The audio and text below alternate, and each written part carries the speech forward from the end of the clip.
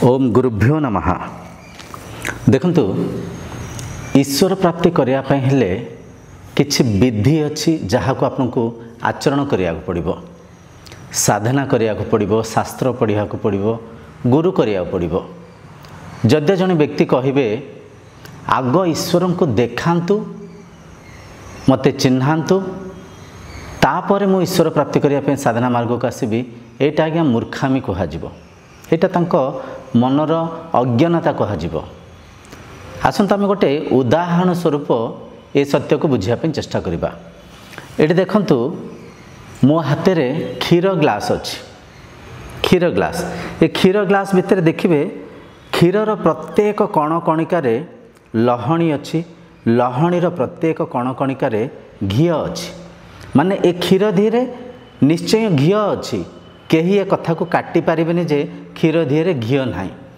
किंतु ए क्षीर धीरे थिबा घी को देखिबा पय हेले सर्वप्रथम ए क्षीर को गरम करिया को पड़िबो, क्षीररु सर को बाहर करिया को पड़िबो, क्षीर सर को चरका धीरे मंथिबा को पड़िबो, क्षीरर मंथन करिया को पड़िबो, जहा परिणाम प्रतिफल स्वरूप आपण लहणी प्राप्त करि पारिबे। से लहणी का उथरे गरम करिया को पड़िबो, तेबे जाइकिरी ए क्षीर रे थिबा घी को आपण देखि पारिबे, घी को आपण प्राप्त करि पारिबे।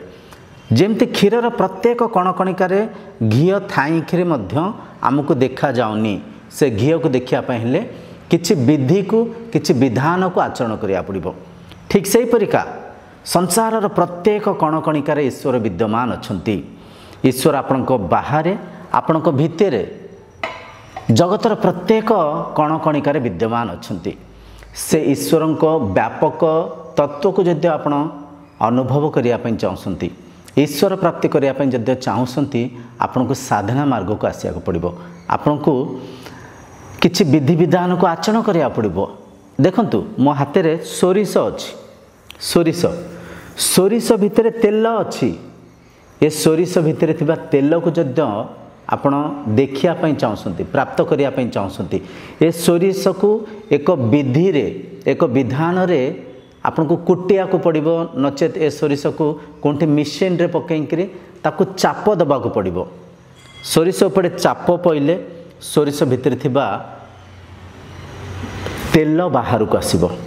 ठीक सेमती साधना हेउछि एक मार्ग, शास्त्र हेउछि एक माध्यम।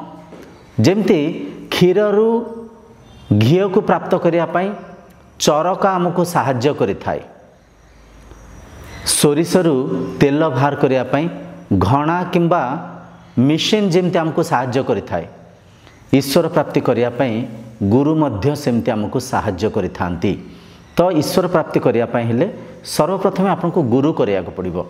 गुरुंक पाखरे बसिकिरी श्रवण मनन निरिध्यासन करिया को पड़िबो, गुरुवाणी को आचरण करिकिरी आपनको साधना करिया को पड़िबो। समय आसीबो आपण ईश्वर प्राप्ति करि पारिबे, आपण ब्रह्मानुभूति करि पारिबे, मनर जो चंचलता अस्थिरता को शांत करी आंतरिक सुख को नहीं पारिबे, आउ आपण जीवनर परमानंद को प्राप्त करि पारिबे, जीवनर उद्देश्य को पूर्ति करि पारिबे।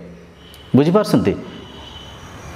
आपण न पढ़िकिरी चिकित्सा शास्त्र को अध्ययन न करी प्रैक्टिकल किछि चिकित्सा को आचरण न करी डॉक्टर हेई पारिबे कि? तो जद्य गोटे विधि को आचरण न करी विद्या को अध्ययन न करी डॉक्टर हेई पारिबेनी, तो साधना मार्ग को न आसिकिरी ईश्वर को केमती देखिबे? एटा केमती संभव? बुझि पारसंती? जेमती क्षीररु घी को बाहर करिया पय क्षीरर मंथन हेइथिला, ठीक सेही न्याय रे ईश्वर प्राप्ति करिया पय हेले मन मंथन करिया को पड़िबो, ज्ञान को ग्रहण करिया को पड़िबो, साधना मार्ग को आचरण करी इंद्रियों को मन को नियंत्रण करिया को पड़िबो। जेतले शरीर इंद्रिय मन को नियंत्रित करी मनर ऊर्ध्व को जाई पारिबे, निजर ब्रह्म सत्ता संगे समाहित होई पारिबे, मनर जागृत स्वप्न सुसुप्ति अवस्थार ऊर्ध्व को जाई मनर तुरीय अवस्था को आपण पहुँची पारिबे, ईश्वर प्राप्ति करि पारिबे, निजर अजरत्व अमरत्व अविनाशी आत्मतत्व को अनुभव करि पारिबे, जीवन को सार्थक करि पारिबे। तो आशा करुच्चे आपण माने बुझी पारथिबे ईश्वर प्राप्ति करने जदि चाहूँगी साधना मार्ग को आसतु। ओम शांतिर्भवतु।